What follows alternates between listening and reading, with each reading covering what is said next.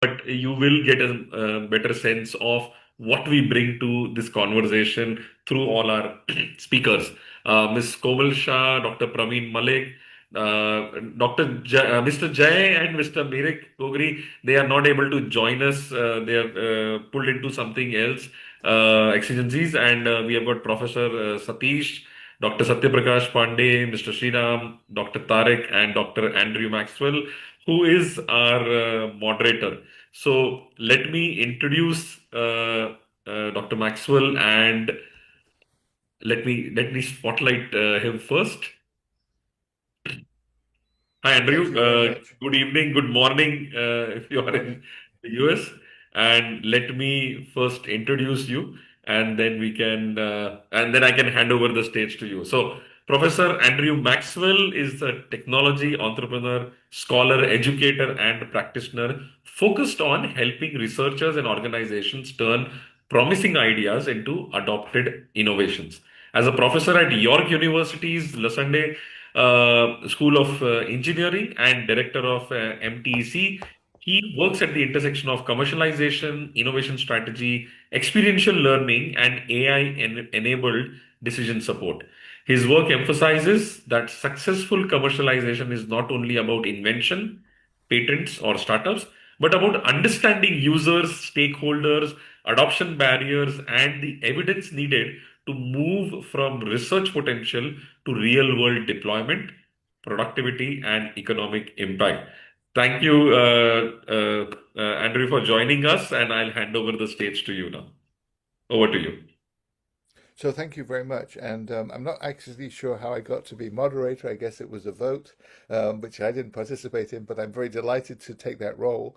I actually think it was an attempt by the organizers of this great event to shut me up because I have quite an outspoken and opinionated view of tech transfer. And what works and what doesn't. And I really enjoyed Jay's presentation. And my challenge to Jay was, yeah, but that was 15 years ago. And so I'm going to say, having spent 3 years in the tech transfer office of University of Toronto, started the tech incubator there, the first incubator in a university in Canada. And I realized that we didn't know what we were doing. So that's when I did my PhD at Waterloo, and it kind of transformed my learning. And I would say that because I teach in this area, I research in this area, I keep pushing the boundaries all the time. So I think people are going to, in the panel today, are going to get their chance to talk about not what we've done in the past or why we've done it, but to say what might we do? How could we do this better? And I think we're all aligned with a very simple idea that universities are really important. There's important research happens in universities. Maybe we need to change that research a bit, maybe, but if we probably do if we want to get it out into use cases. And so my focus is on how do we get innovative technologies to be used in the real world. That's the focus. So I think with that focus, I think we're kind of all aligned and people can have different opinions. So without any further ado, I'm actually going to go around. I am not quite sure who from the panel is here. I know you just gave a list, and I have a list, and so maybe we could just go around the panel in order, and they could introduce themselves and tell us in like 2 minutes their role in this field and any guiding perspectives, issues that they would like to discuss, and then we'll have a couple of questions and go around the panel. And obviously, we'll also take some questions if anyone wants to post them in the chat. So I have on my first list is Kamal. Komal. Yes. So I apologize Yes. if I mispronounce, but No, you're first on my that's list, fine. so you get to be the first person to introduce yourself. All right. Thank you, Andrew. Good afternoon to you, and good evening. A very good evening to the folks here in India. I'm Komal. I am director here at SML, and I am largely responsible, or have been responsible for the last 13, 15, 17 odd years in SML for developing advanced solutions in agriculture. We as a company are working in different inputs for driving sustainable agriculture, targeting lower emissions, targeting soil fertility, targeting groundwater quality, which is a growing concern globally, and driving better yield and quality of production. Alongside, we're working on green chemistry for sustainable crop protection, which is also a concern globally, alongside biologicals as well. So that's what uh, that's what we at SMO do. So thank you very much. Thanks for the intro and the background. Is Praveen here? Yeah, Yes, I can I'm see you. here. Good afternoon, good evening, Maxwell, Andrew. So I don't know, should I call it by the first name, Andrew or Yeah, Maxwell? first name's fine. Oh, First name's fine. okay. So my name is Praveen Malik. I'm a microbiologist as such by profession. Was the chief veterinary officer for the country for in last 5 6 years. Now I'm heading the tech transfer mechanism in the biggest in the world system on agriculture called National Agricultural Research System in India. It's basically comprising not only the 110 plus institutions within Indian Council of Agricultural Research, but also 74 plus odd universities in state agricultural domain and veterinary domain as such. So what I'm doing right now is basically targeting these innovations within these universities and taking them to the industry as the commercial arm of this particular mechanism, wherein my first priority is licensing and then bringing the industry closer for collaborations and partnerships, not only for validation of their things, but also for other kind of activities like upscaling, the research things, scaling up regulatory data generation, and some kind of like sometimes they need to change the format of the technology to take them to the field, to the farmers. So my focus here is not only licensing the things, but to take the technologies in such a way that it should reach the farmers or the end users in proper format so that they are acceptable, usable, and adoptable by the farmers. So as such, I am basically working on these different things. And in agriculture, when I say it is composite of all agricultural domains, including animal and dairy sciences, fisheries, agricultural engineering, the natural resource management, and all kinds of things from ICR and state universities. Thank you very much.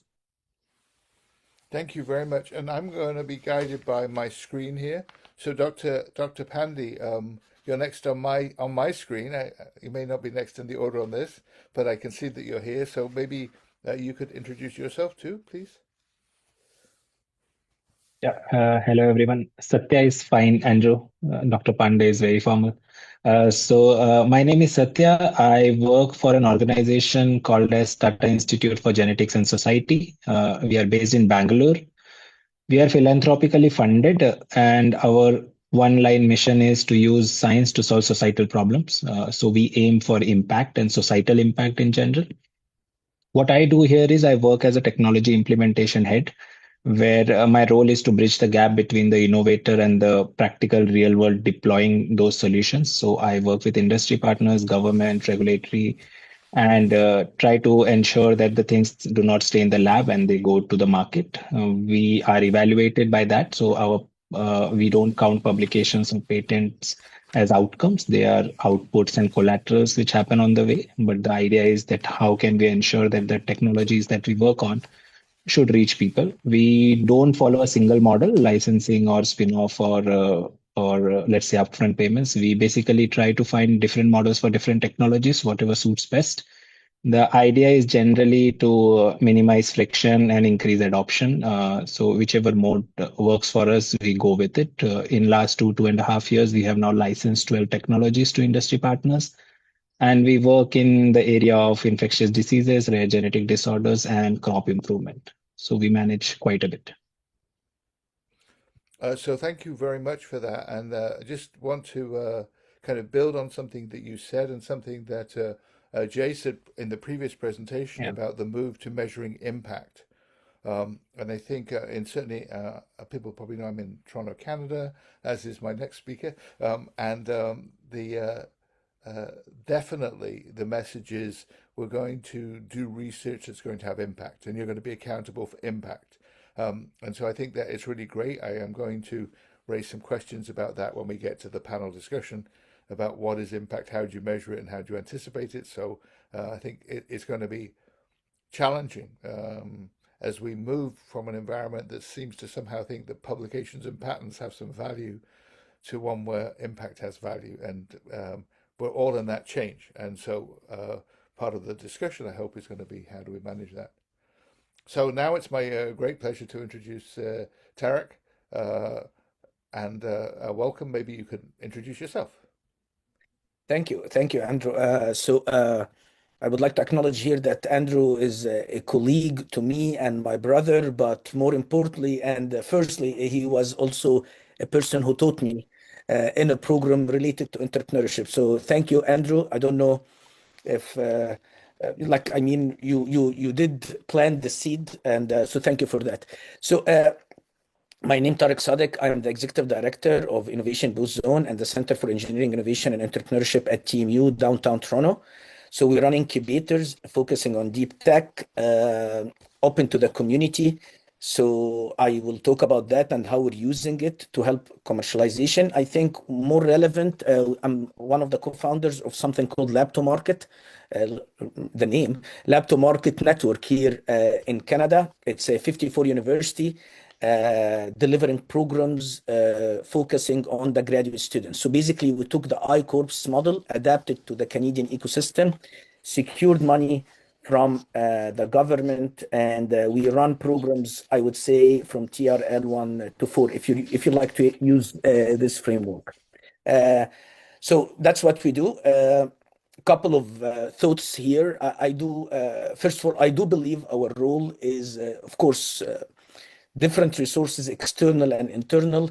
We have to find a way to de-risk all the opportunities from the idea that's stemming from curiosity-driven research. So whatever we do in the beginning, using an incubator, educational program, government resources, we have to be able to, before we hand it off to private equity, is to de-risk it from the market risk, the idea that is there a market demand or not, obvious. The second one, technology risk. Can the technology be scaled in a viable way? Third one, execution risk. We need to train and manage the expectation of the faculty member, or in our case, we decided, sorry to say that it's very hard. So we work with the graduate students who have access to the lab and have the trust of the faculty member to work with them to be able to play a role. We need that person who has knowledge about the technology, has access to the lab, to be working with whoever leading, be the lead entrepreneurs. So this is something we can play a role, educational, manage expectation and things like that. Finally, IP risk. We know it's not about one patent, it's about a portfolio and making sure that there is something that can be licensed. So whatever we do in our programs, we believe that we need to de-risk the opportunity before we engage more funding from the external, private or angel or. So this is in our programs what we do. If you don't mind, Andrew, one more minute. In general, I believe in university, we're not very good in picking winners, to tell you the truth. So one thing that I believe in university, if they want to pursue commercialization, we need to focus at very high level on building three capabilities, so that we have commercialization capacity. One of them, and this is sometimes not under our control, it's very top down, the policies, the initiative that signal to our faculty members that commercialization is a legitimate activity. So this is needed, and there are many ways to do that, that the universities and especially the senior leadership have to work on. And we can play a role in that by studying best practices, what other universities are doing. The second capacity is the capacity to balance for our faculty members the dual role. We're asked them to do commercialization and research and education. So things like training their graduate students, getting them access to incubators, offering them programs, allowing them during their sabbatical to work on their startup, paying for release courses for them. Our job is, again, affecting policies, getting resources from outside to help them balance the dual role that we're asked them to pursue. And again, sometimes it will be just training the graduate students. The third thing is integrating resources from outside. I do believe we have to play a big role in integrating resources from outside because commercialization is expensive, experiential learning and entrepreneurship is expensive. More importantly, you don't want to look and be perceived as competing with other resources from the university. This will create resistance from your traditional faculty members. So that's another thing that I believe we should do in universities to encourage commercialization and build the spin-off capacity. I do apologize for taking a lot of time, and I'm excited to be part of this panel. Thank you, Andrew. So first of all, thank you. It's great to see you again, and uh, to kind of engage in the journey. And I think just to acknowledge the contribution you're making to this space. I think that if I was going to make a comment, which is the follow-up, which is I think we're all trying to do things. We're understanding that there's some systemic issues and motivational issues, and but we all think that we could do better. We could have a bigger impact. And so when I make my comments, sometimes it seems like I'm very critical, but I think that's my entrepreneurial. What could we do better? What's the opportunity here? Rather than I'm happy with the status quo. So when I challenge the status quo, it's because I think we could do better, not because people aren't trying to do a good job. So thank you for that, and we'll get the chance to discuss a few of those ideas. I think Satish, I think you've been able to join us now. Can you just briefly introduce yourself and give a little bit of background?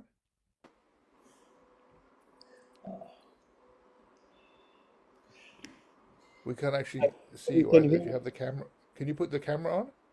Yeah, I'm trying now. Yeah, can you hear me now? We can hear you very well, but we can't see you. Well, now we can see books, which is not a real background. You know, one of those books like that. Yeah, for some reason Especially as a for some reason it doesn't like my face probably. But why don't you just start? Because I'm sure that you can make a. Oh, now we can see perfectly. Welcome. Perfect. Yeah, thank you. Thank you, everyone. Sorry for being late. I was in another meeting and it took some time. I am Professor Sateesh Krishnamurthy. I'm a director of a UK National Research Facility. It's a UK National Ion Beam Center, so where we work mostly on semiconductors and quantum materials and also quantum qubits. So those are all the key areas which we work. And then we work with about like 45 companies use my facilities, including photonics and quantum technologies and semiconductors, 3.5s, and a wide variety of other applications. Apart from that, there are 35 to 40 universities use my facility to produce spin-offs, and some of them have gone into unicorns as well. So we support very deep tech solutions, and also I myself had previously I had a company on my own, so which I sold before. So that's pretty much a short one. I'm from University of Surrey in UK. So welcome. Thank you very much. And I'm just checking in. So I think there's three people that couldn't make it. Is there anyone that's meant to be on the panel that I have not introduced yet? No, I think we are good to go. Okay, thank you very much. So I'm going to kind of go back to some of the earlier comments and maybe the challenge statement, which is that there are different types of people in the room. There are people that are in research institutions that are very focused on certain areas and use cases, and they're trying to kind of pull more technology out of their institutions to solve problems. And there are others that are more in the tech transfer office who work in institutions that are trying to take what's being developed there and have more of them actually used. So my first question is, are there things around the current system or environment, maybe external or in the institution, that make it harder to do that or easier to do that? So wondering if I'm not going to go around in turn because I think that will put people on the spot. But maybe you could just answer or put your hand up or just turn your mic on because we can then see who would like to answer that.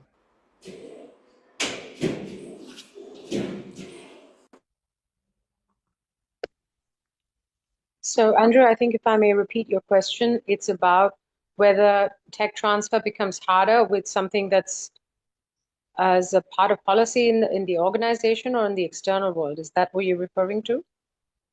I'm asking the question: what gets in the way of doing more? Like Got maybe it's it. in the institution, maybe it's the technology, maybe it's the environment. I'm not trying to point to a specific thing. I mean, I really like Tarek's summary. I've written papers on the same topic that he just spoke about, Yeah.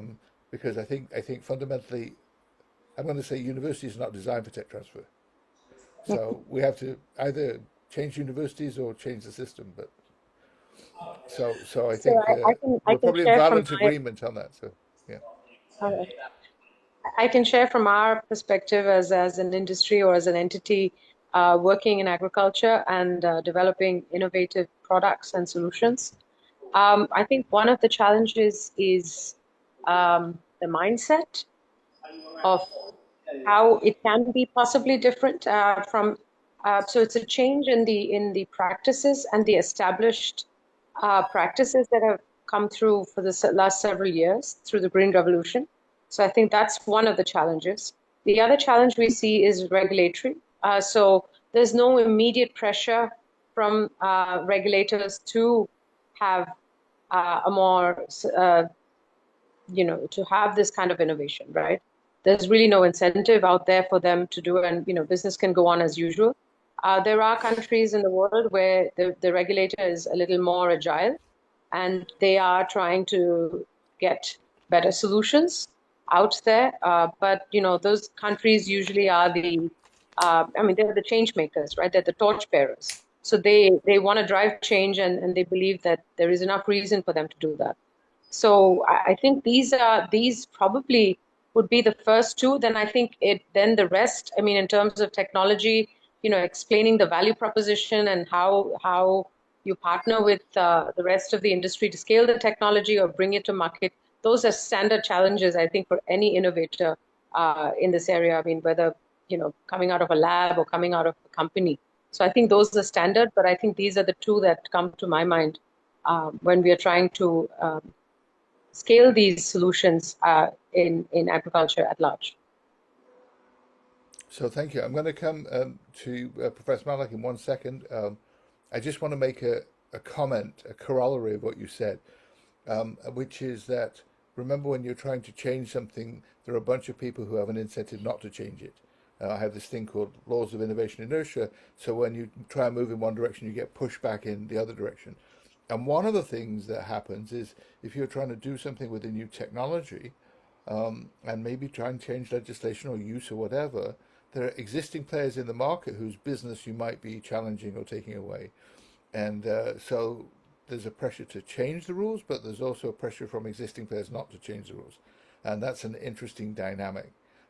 And of course, existing companies have large dollars and large political clout. So I think one of the interesting things is the political will to make the changes that would have benefits when there are already people in the marketplace who have an incentive in the old system. Professor Malik, you would like to make a comment, please? Yeah, very quick comment. Basically, what Komal has said is very right. It's basically about the mindset of the innovators at the first stage. There are a couple of things to make it really difficult from the technologies coming out of the universities or those kind of institution setup into the market. First thing is the kind of basic training we have got from the very beginning. We are basically inclined to get into the academic research, which is kind of proving something, bringing in something. But then when you have to translate the science into some kind of innovations, there you need specific skills in terms of how you would like to manage the product, how you'd like to take that science into a usable product in the market. So that market understanding, absolutely there is no training somewhere. So probably in agricultural domain specifically, I am seeing this domain for last almost 35 years now. My basic training is to understand the system from the science perspective rather than from the market perspective. Second thing is we do need understand the regulatory compliances, the requirement for those. But to prove the science, I don't need to generate that kind of data. That's not compulsory on my part. So what I do is I leave the things in between, and accordingly, I basically keep the things immature in terms of like how it goes to the market. And in that case, the maturity levels, Joy has just shown us that value of that. Very, very true. Generally, the academic innovators, they tend to stop their research as soon as some new discoveries or something new is, they feel like nothing new is there in the science. But taking this on repeated validations kind of thing and taking it to the commercial level, you need repeated things, you need more money. So first thing is whether money is available, that funding opportunities. Second thing is the understanding, and third thing is the kind of incentive to the innovator.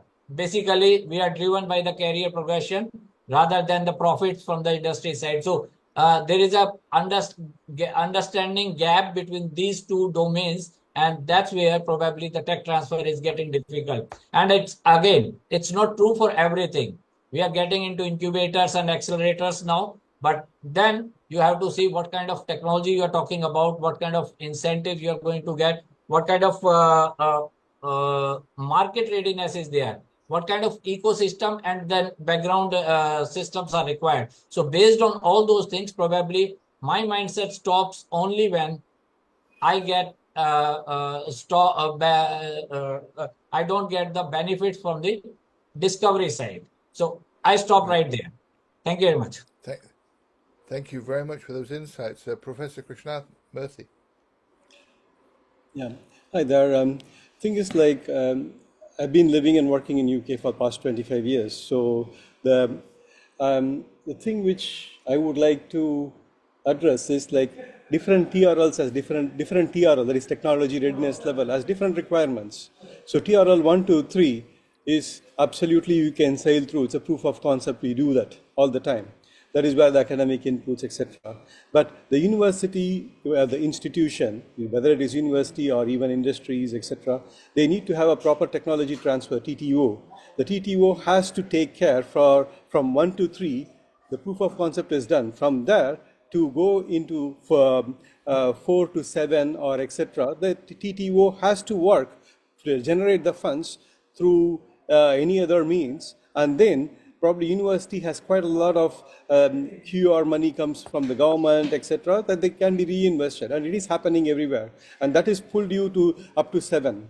And once it reaches the 7, TRL 7, possibly we need to have something called catapults, which UK has. Catapults or something, which is the growth of the career. You cannot just, one thing is, the gone are the days where academicians publish and perish. That attitude has to completely change. Publication stands as 1,000, 2,000, I don't care. As long as these publications convert into products and makes the taxpayers' money to be benefited, how it is going to be benefited.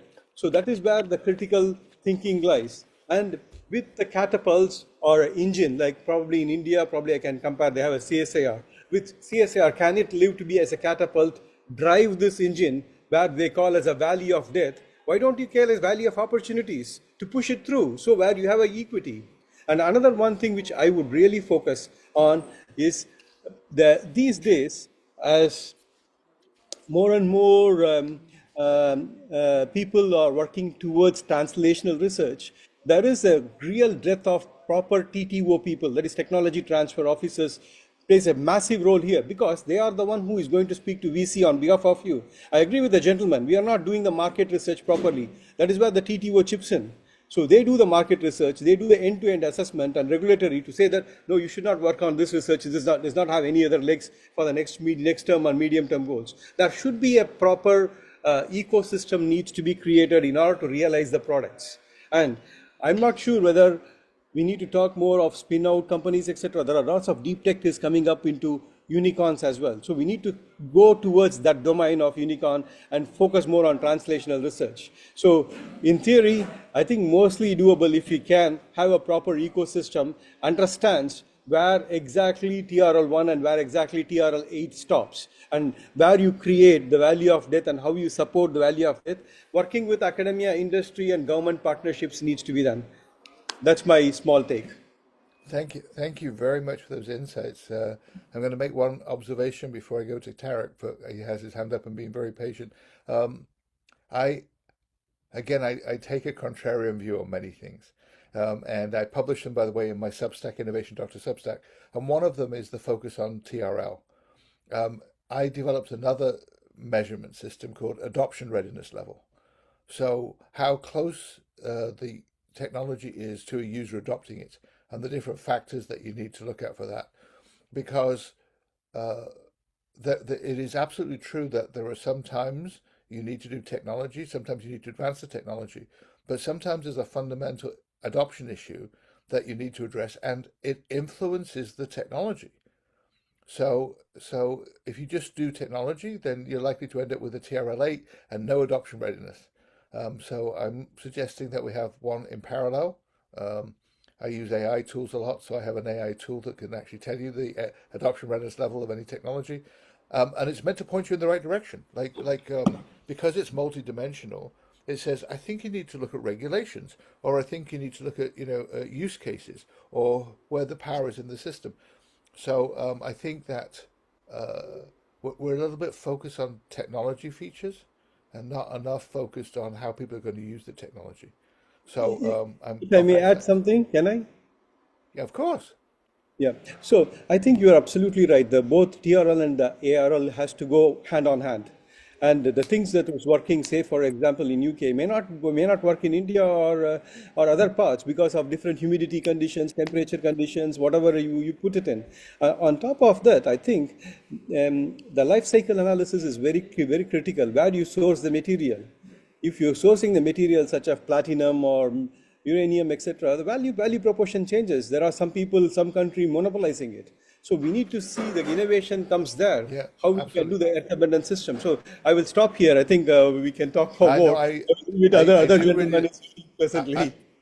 I really like that idea. My comment would be that if you do the adoption readiness level and you find that, for example, that for some reason that there's no market for technology in the UK, then it begs the question, but maybe that technology might have a market in India or things. And by the way, we've seen that. We talk about certain products that have a better fit with the Indian market or the UK market or North American market.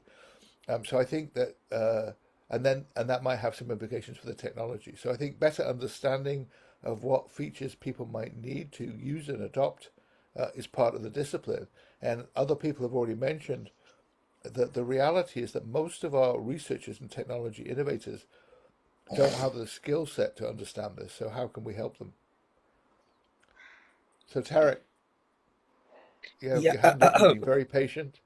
Yeah, no, I mean, I don't want to make it very philosophical, but in my mind, for the last, 600 years, knowledge transfer until the last 30, 40 years, knowledge transferred meant for us training students. As simple as that. So when you think about it, few thousand years ago, researchers made weapons. They were magicians for the kings. So the idea of this societal contract between researchers and the society, okay, give me money to do research, and then, okay, I'm going to give back to the society 500 years students. 500 years saying we're separating them, their focus in research, training people, don't worry about economy, don't care about industry, tenure system for purity, all these kind of things. We encourage students, actually intentionally or non-intentionally, to bury themselves in lab in case of STEM for 4 years. I'm one of these people who lived that life. So this happened. Industry partnership in the 70s, the Bayh-Dole Act, all these kind of things, trying to encourage other ways of technology transfer, industry, and now commercialization. I do believe we have a bigger role to play in what I call public good innovation, like with the For example, when it comes to regulation, responsible use of any of the emerging technologies, quantum, synthetic bio, or AI, we need academics to be more involved, and they feel that they can make a difference. So what I'm trying to say is we're getting into, 500 years, we optimized technology transfer through students, and then we want in 30 years to change all the system, and the process is going to take time. The one good thing that's happening, I believe, disruptive, and again, remember, as researchers, not university, it's a new thing since 1500. Researchers went from making weapons to magicians to teachers. I do believe there is a new up and coming role for researchers and academics, a societal contract, and I believe we are disrupted by AI. I do believe the idea that we are sitting giving degrees, this model of societal contract must change. It is changing right now under our legs, and this automatically will force us to change our system. And I don't know, knowledge transfer is going to happen. Society always demanded things from our researchers and the people who create knowledge, and I hope the people in this panel can work together to make that transition smoother. But things are going to change. To what your point, Andrew? Yes, right now the university is not primed for doing that, but they are going through disruption, and we are in the right path. Let's put it that way. Okay. So thank you very much, and we're going to have to catch up. Maybe even this week. Are you going to Discovery this week? Anyway, but we should catch up because you're saying some of the same things. I posted a lot of this in my Substack. One of the things I posted was tech transfer happens once a year when students graduate. The biggest knowledge flow out of university every year is at graduation, and I think that we need to recognize that by giving students these educations and experiences, that they will actually transfer knowledge out, and that's a very useful function.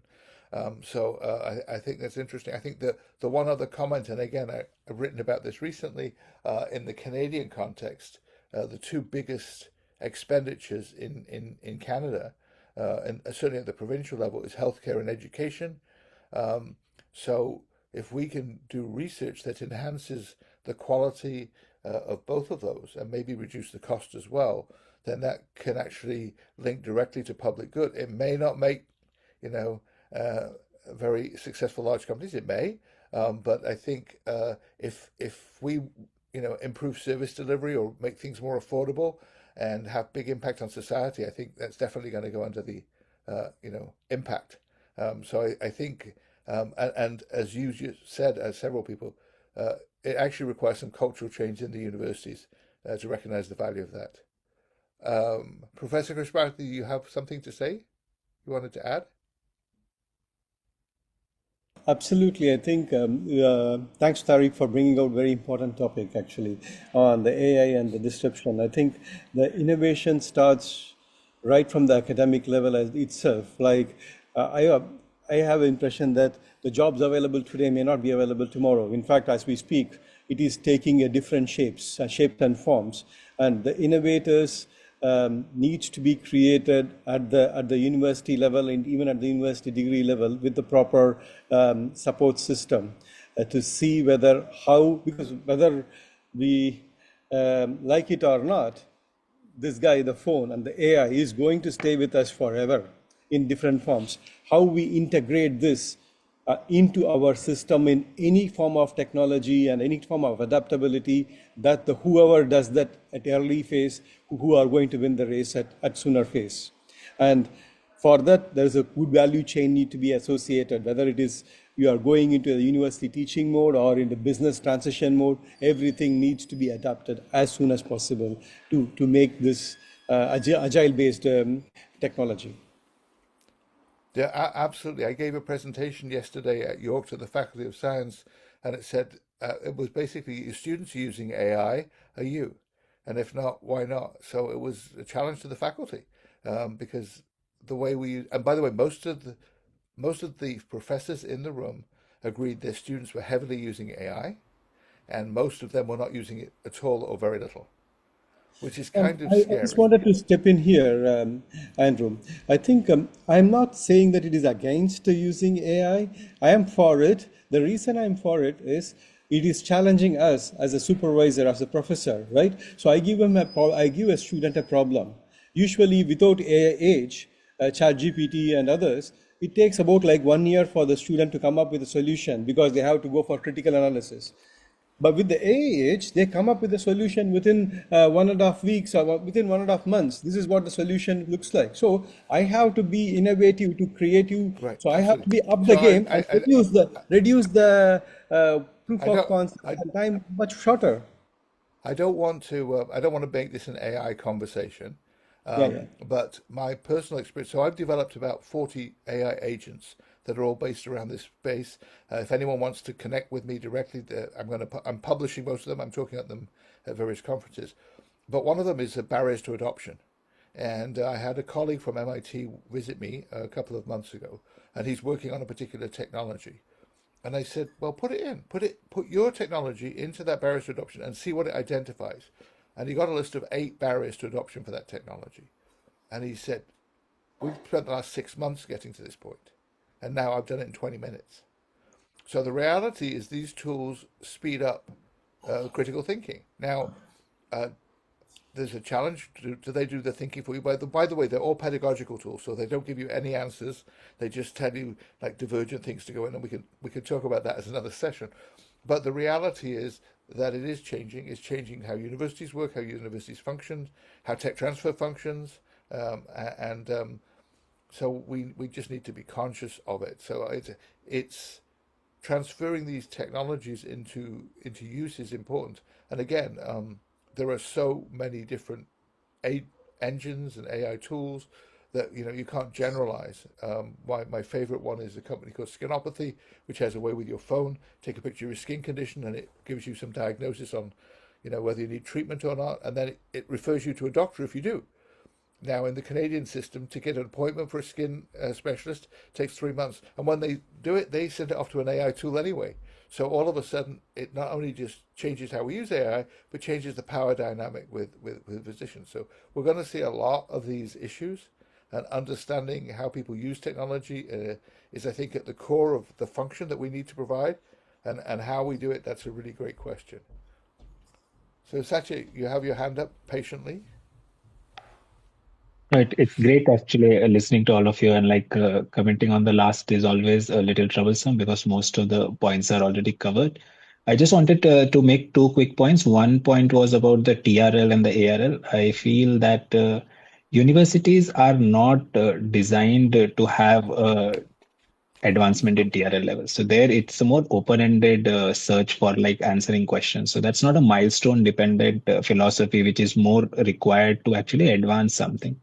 So TRL stagnation, while maintaining high output, such as like IP, patents, publications, that sort of becomes the core failure of this framework because there is no incentive. So like if my promotions or if my appraisals are not based on something which is incentivizing me, it doesn't matter what intent I have because it really doesn't matter in that way. And so that is something that we are trying to figure out, that how can we actually increase the TRLs by engaging with the scientists very much upstream. So if they should not learn how to do regulatory, they should not learn how to do repeatability, reproducibility, and these kind of stuff. That's the job for somebody else. They should focus on solving a part of the problem, and then they should be open-ended to hand over the next step to somebody else. So there is a critical gap here, that somebody who can actually generate the data for the regulatory, it's very ideal. So before this, I was working for a company, and in that company, we had a philosophy that the regulator has to sit with the R&D whenever we are designing something, because it just helps. You just generate the data in the format that will help you to get the compliance, and then the things move much faster. That is something, that is the kind of culture if we can inculcate in the universities and the institutes, which is very difficult because they don't have an entrepreneurial DNA. They did not go there to do this. And now we are suddenly telling them that, hey, why don't you start doing something for this? So you require political will. Now there is a lot of incentives in India where people can do translational research, and the script is sort of flipped. So earlier it was like the academia should find the industry partner, And so the industry partners used to go begging that, hey, can you collaborate with us because we want to work. Now it is a little flip. Industry will get more grants and they can actually search for academic partners, and industry has to pay like 30-40% of the money, and then it helps them. And the VC model doesn't work here in many cases. The blended finance works much better, especially for early stage discoveries, because in some cases the early stage discoveries are very promising, but now they don't know how to take it to the next step. So there is a market. Of course, now everybody should start doing gene therapy or CRISPR or start doing AI models for different proteins and gene editors. But what would happen? Let's say we can do, like you yourself are saying that in this short stretch you have made 40 agentic agents, and we have people who are now designing gene editors using AI. But then they are stuck. After that, what? So we can file an IP. Then after then what? And the long gestation period doesn't justify for the VCs, right? So they can actually put in money, but what is the uptake? What is the adoption route? So what we try to do is we try to have this adoption route when we decide the project itself. So who will take? At what stage they will take? What is the kind of data will be required? Only generate that much. Don't try to explore too much. Just try to generate the data as per certain guidelines. Okay, you are doing diagnostics, follow this guideline. You are doing therapy, follow these guidelines, and bring the regulators, attorneys routinely. Like you need to have a continuum of care kind of approach. You need to actually engage the scientists at every step rather than waiting till the data gets completed and then come and then realize, oh, this critical thing is missing, so now we have to go back. Or sometimes there was a single batch requirement, but they did not worry, like the point which was raised, where the raw material is coming from.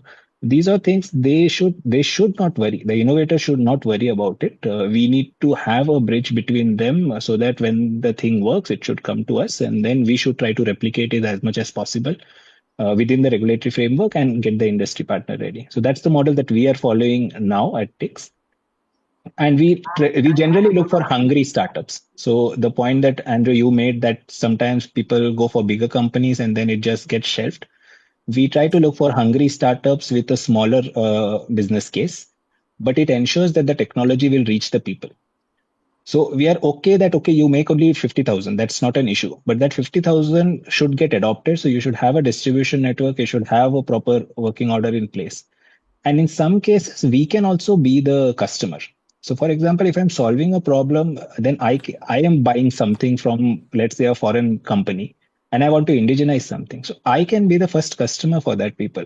Rather than buying something for 1,000, now I will buy it for 100 if I trust in that, and then I can test it. So that model sort of helps us to bridge some of these issues.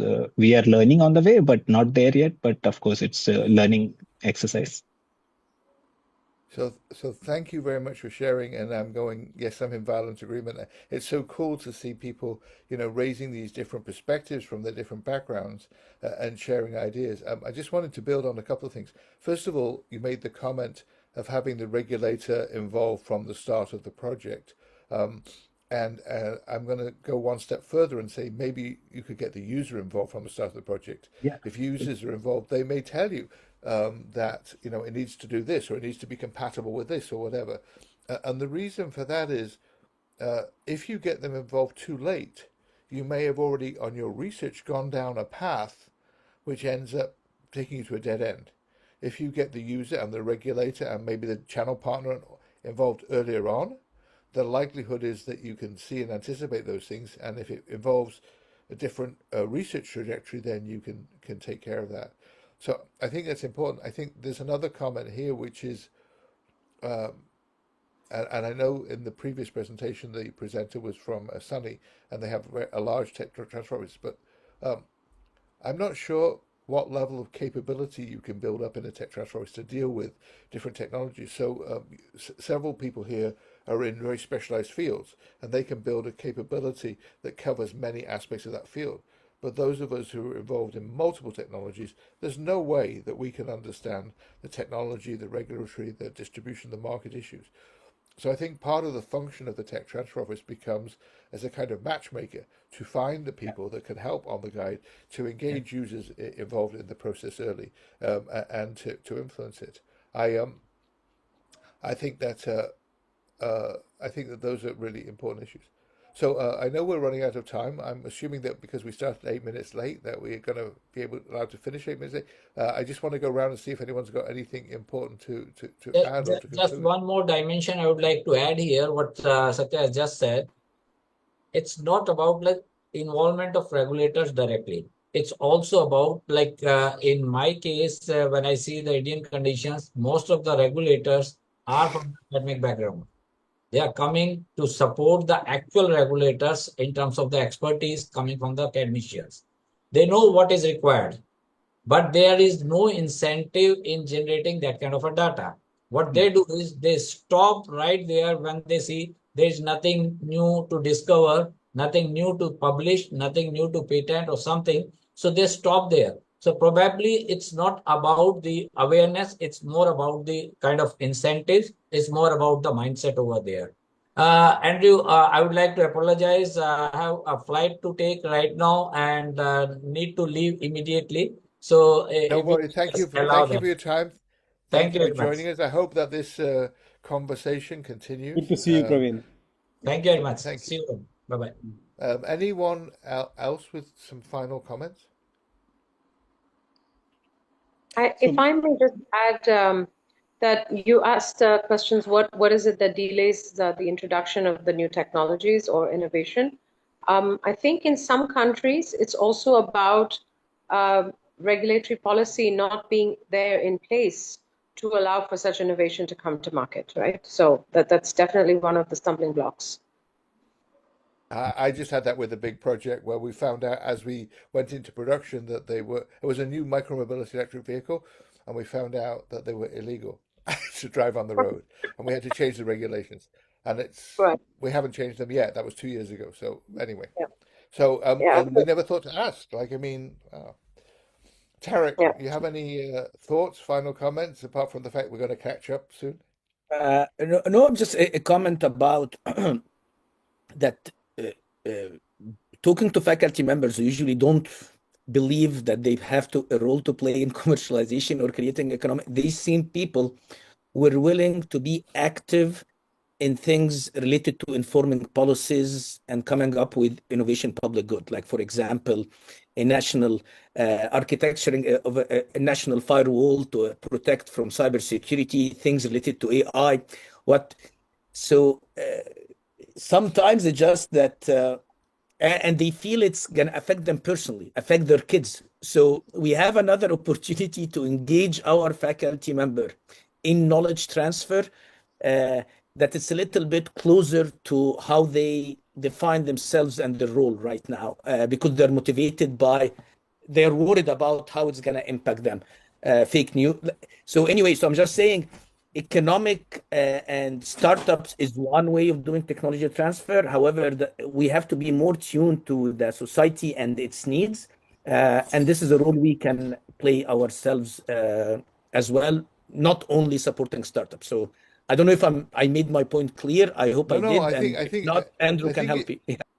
No, I think it's really great. I mean, I've been a big proponent of allowing undergraduate students to engage in meaningful research when it's actually taking around, the adoption, how this technology is adopted, because it transformed their education experience from learning in a classroom or learning theory to actually making meaning with what they do. And I've seen it in so many cases from my time at Waterloo, from U of T, from now at York, where the students get a lot more out of their education experience, and they get a lot better prepared for careers, whether it's a career in a big company or in their own startup. So I couldn't agree more.